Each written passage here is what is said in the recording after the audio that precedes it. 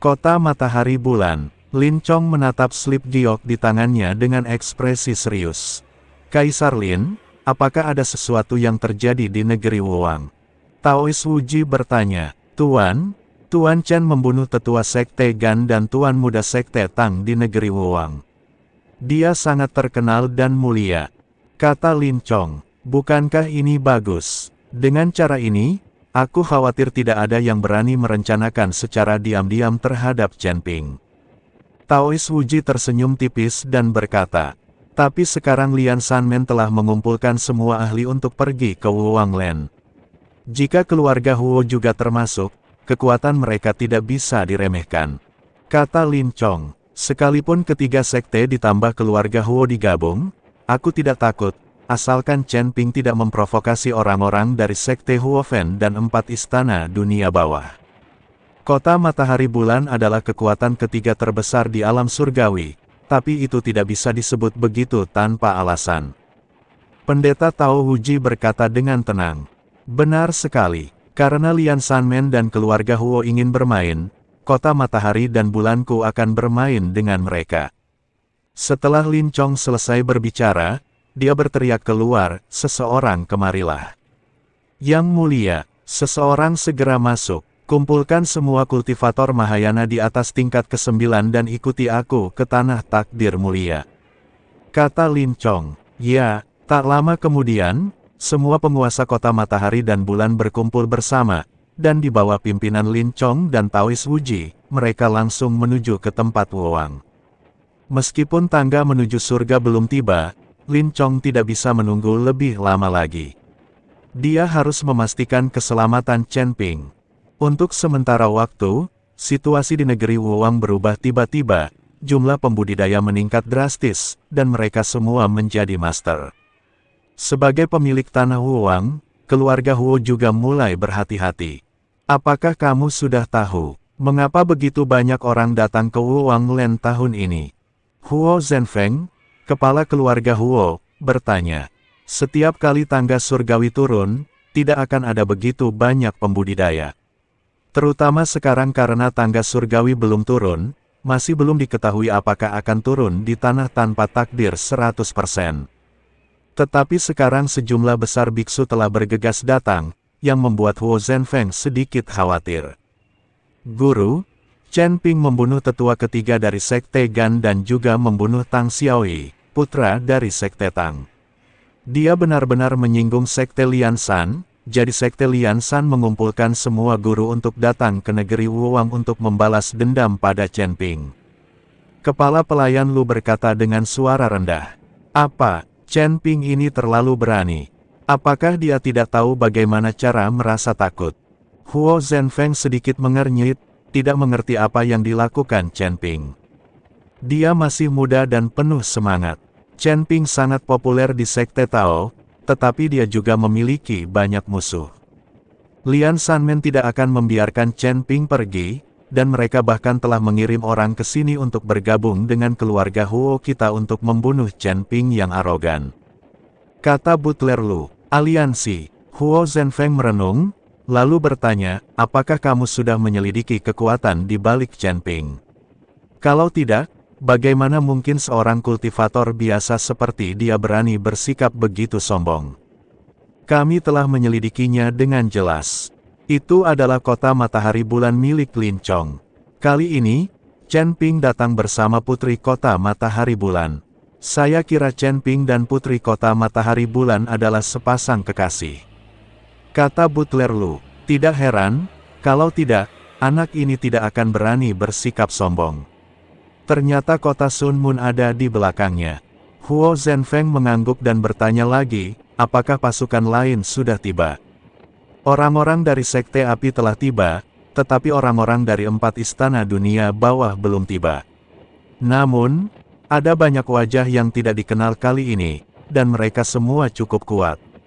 Aku ingin tahu mereka berasal dari sekte mana.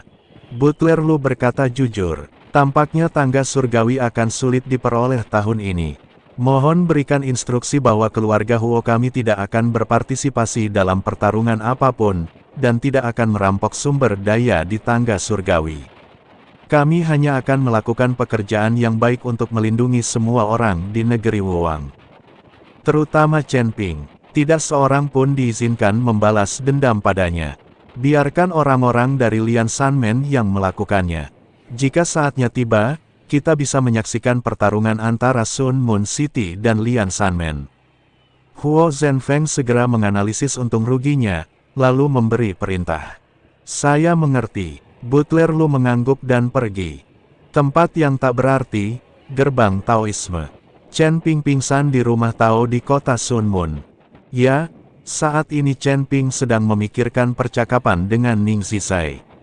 Dia merasa sangat familiar dengan sepasang mata itu, tetapi dia tidak dapat mengingatnya. Terlebih lagi, Chen Ping tidak begitu mengenal aura pihak lain, jelas bahwa dia adalah orang yang tidak dikenalnya. Bagaimana saya bisa merasa akrab dengan orang asing? Chen Ping berbaring di tempat tidur, wajahnya penuh kebingungan. Kakak ipar, ada kabar baik dan kabar buruk, yang mana yang ingin kalian dengar? Pada saat ini Lin Kevan bergegas ke kamar dan berkata kepada Chen Ping. Kabar baik apa? Kabar buruk apa? Tanya Chen Ping. Kamu yang bicara duluan, mana yang harus aku dengarkan? Lin Kevan membuatnya penasaran. Berita buruk, kata Chen Ping. Kabar buruknya adalah Lian Sanmen telah mengirim semua ahli untuk datang ke negeri Wuwang untuk membalas dendam padamu. Lin Kevan berkata, aku sudah menduganya sejak lama. Chen Ping tidak peduli dan bertanya, apa kabar baiknya? Kabar baiknya adalah ayahku telah membawa semua master tingkat ke-9 ke atas di kota matahari bulan bersamanya. Lin Kevan berkata sambil tersenyum. Begitu pagi, Chen Ping sedikit terkejut. Sebelum tangga menuju surga muncul, Lin Chong membawa semua anak buahnya ke sini. Lin Chong pasti telah menerima pesan itu dan tahu bahwa Lian Sanmen akan menyerangnya, jadi dia membawa orang ke sini lebih awal. Setelah ayahku datang, kalian tidak perlu takut lagi. Lian Sanmen tidak ada apa-apanya di hadapan kota matahari dan bulan kita. Lin Kevan berkata dengan sangat bangga. Apakah ini berarti aku bisa berjalan menyamping di negeri yang tak berarti ini? Chen Ping tertawa. Bukan begitu. Kota matahari bulan kita bukanlah kekuatan terbesar di alam manusia surgawi. Tapi selama kamu tidak memprovokasi orang-orang dari Sekte Api dan 4 istana dunia bawah, pada dasarnya tidak akan ada masalah. Lin Kevan berkata, Sekte Api. Chen Ping mengerutkan kening. Apakah Sekte Api lebih kuat dari kota Sun Moon? Chen Ping berjanji pada Guru Tihui bahwa dia akan menyelamatkan pemimpin Sekte Pemurnian Senjata dari Sekte Api. Karena kurangnya kekuatannya, Chen Ping tidak mengambil tindakan apapun. Sekarang kota Sun Moon telah menjadi sekte miliknya sendiri. Chen Ping juga ingin memimpin kota Sun Moon untuk menghancurkan Sekte Huofen dan menyelamatkan pemimpin Sekte Pemurnian. Tetapi sekarang tampaknya kekuatan kota matahari bulan tidak sebaik Sekte Api. Tentu saja, Sekte Huofen dianggap sebagai kekuatan terbesar di alam manusia surgawi. Tetapi orang-orang dari Sekte Huofen sangat rendah hati dan tidak mudah berkelahi dengan orang lain, apalagi merampok sumber daya. Baru beberapa tahun yang lalu, Sekte Huofen tiba-tiba menyerang Sekte Lianqi dan membunuh sebagian besar guru Sekte Lianqi, menyebabkan Sekte Lianqi hampir punah. Kudengar pemimpin Sekte Lianqi ditangkap. Sejak saat itu, aku tidak pernah mendengar Sekte Huofen berkonflik dengan orang lain. Selain itu, Sekte Huofen secara langsung mengekspos sektenya di puncak gunung dan tidak pernah bersembunyi. Tidak ada yang pernah membuat masalah bagi Sekte Huofen. Lin Kevan mengikuti Chen Ping dan berkata, Chen Ping mengerutkan kening dan ekspresinya menjadi serius. Tampaknya menyelamatkan pemimpin Sekte Pemurnian Senjata bukanlah tugas yang mudah. Kenapa? Apakah kamu masih berhubungan dengan Sekte Huofen? Lin Kevan melihat ekspresi Chen Ping dan bertanya.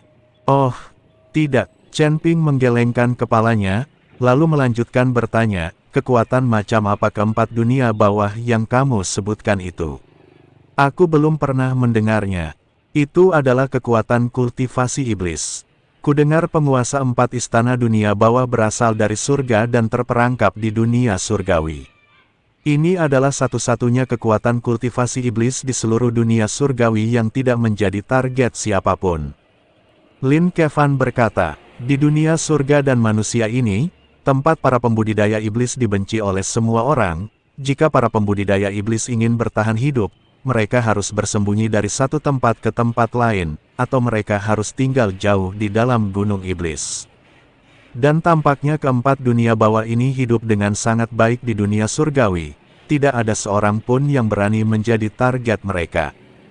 Tampaknya begitu Anda cukup kuat, identitas dan latar belakang Anda tidak lagi menjadi masalah.